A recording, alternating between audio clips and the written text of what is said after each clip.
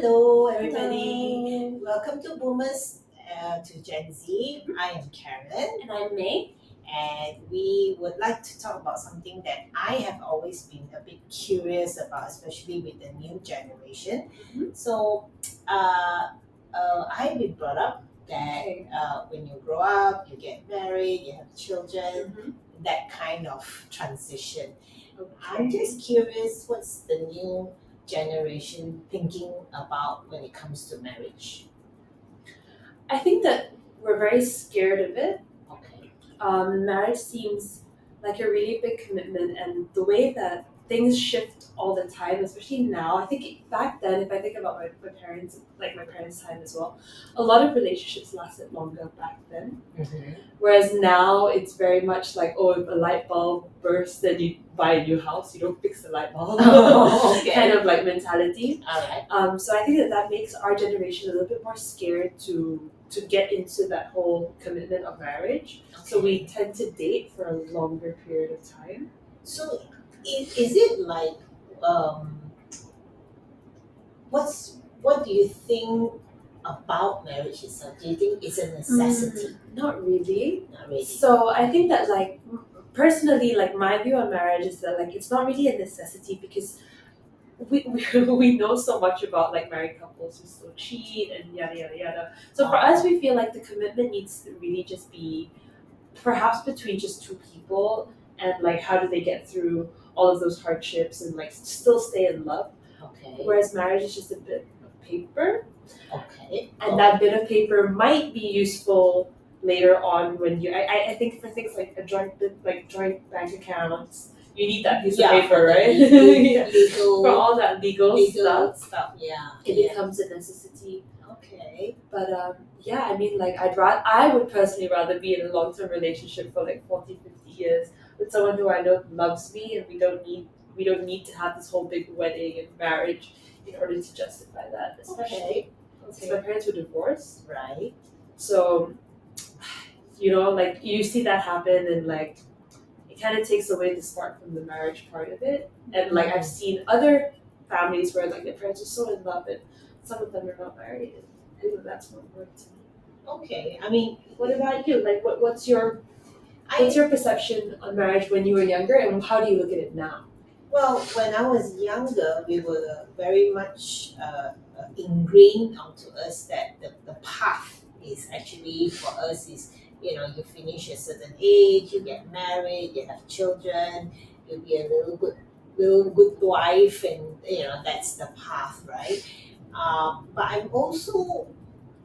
I do understand that due to the different generation, in those days, women don't have that kind of financial independence, nor do they have they're not maybe working in the workforce as much, and therefore, that's all they know. Okay. Do you know what I mean?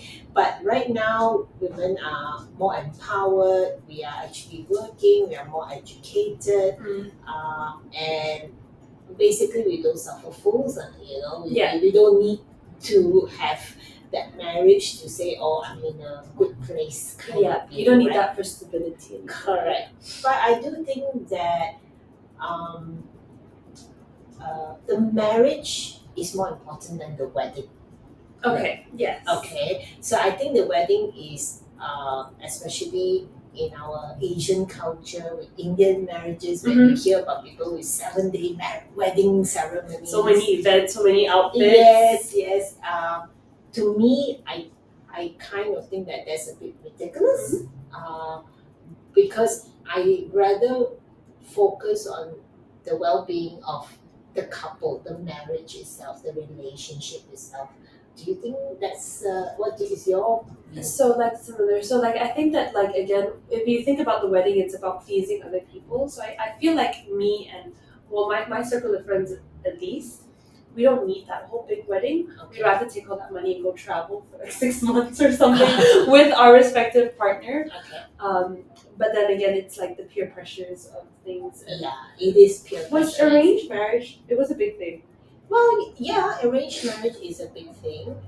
But It's still a big thing. it still is, and I still know of people who who do believe in arranged marriage. But of course, things change as well. So it's like more like the parents will ask the child whether are you okay with it, and they will do it, and they will.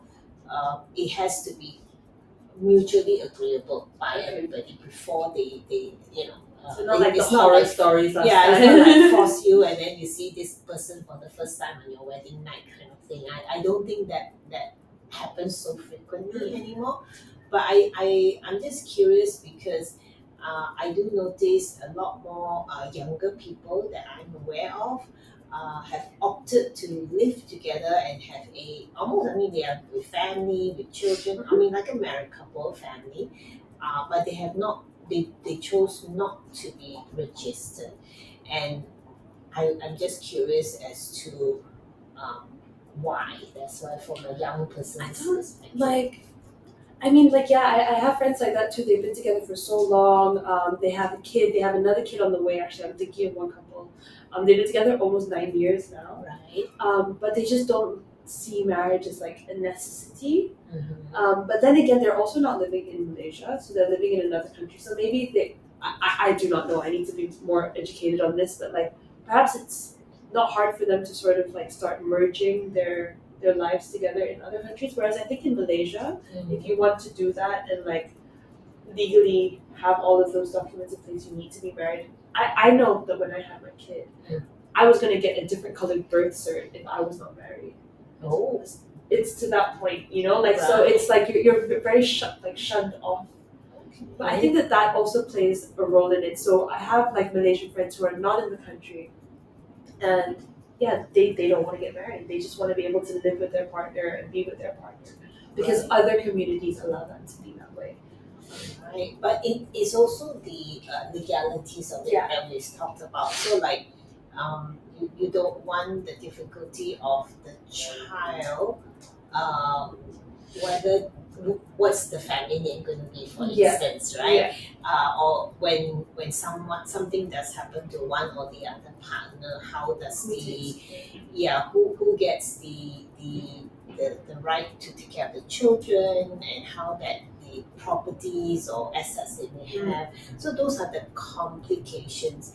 I wonder whether with the audience, do you have any input on this? Maybe you can actually educate both me and myself. Maybe there are regulations that has changed for Malaysia. Because the world is changing and women are more empowered and more capable than before, which means is marriage the certificate of it really that important to society today?